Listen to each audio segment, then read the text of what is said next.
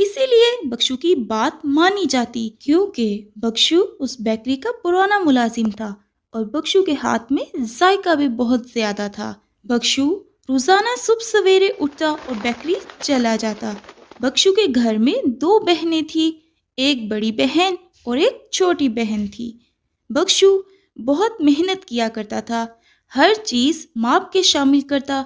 Bakery का मालिक कालू कौवा बख्शू के काम से बहुत खुश था।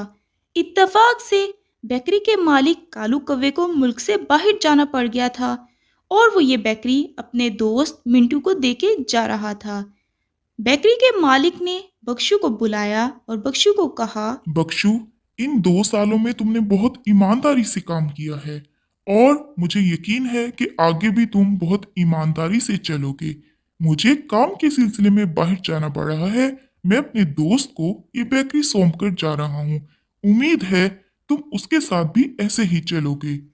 अब मिंटू इस बेकरी का नया मालिक था। पहले वाले मालिक के मुकाबले में मिंटू लालची और मगरूर था। बख्शू केक्स की सजावट कर रहा था कि उसके पास मिंटू आया।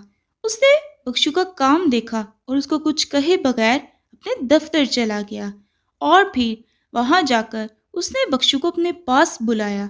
बख्शू जैसे ही मिंटू की बात सुनने आया तो मिंटू ने बख्शू से कहा, बख्शू, किसी नई बेकरी में काम ढूंढ लो।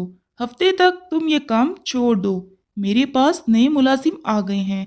मुझे अब तुम्हारी जरूरत नहीं रही। मिंटू सर, मैं तो बहुत ईमानदारी से काम कर रहा था, आप मुझे क्यों निकाल रहे हैं? बख्शू, कहा ना, मुझे तुम्हारी जरूरत नहीं रही अब। बख्शू ने ये सब सुना तो वो बहुत उदास हो गया, लेकिन उसे जाना तो था ही